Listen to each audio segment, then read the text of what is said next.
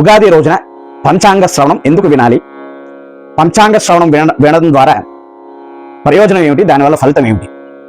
అదేవిధంగా మన భవిష్యత్తుని, ప్రస్తుత పరిస్థితుల్ని, పూర్వం జరిగిన సంఘటనల్ని, అలాగే భవిష్యత్తులో ఈ సంవత్సరం అంతా కూడా పంటలు ఎలా సమకూరుతాయి, ప్రకృతిలో ఎటువంటి మార్పులు వస్తాయి,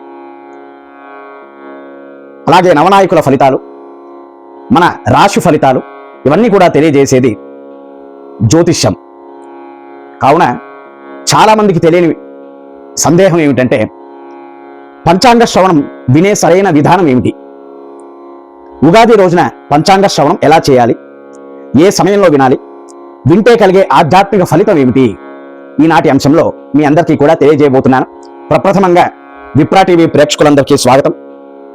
ఎవరైతే ఈ ఛానల్ని కొత్తగా చూస్తున్నారో సబ్స్క్రైబ్ చేయండి, లైక్ చేయండి. మీ ఆదరణ ఎప్పుడు ఉండాలి. వీడియో 10 మందికి షేర్ చేయండి. ఇలాంటి ఆధ్యాత్మిక ధర్మ సందేహాల నివృత్తి కోసము మన ఛానల్ని పక్కనే ఉన్న బెల్ ఐకాన్ నొక్కడం మర్చిపోవద్దు. విషయంలోకి వెళ్ళిపోదాం.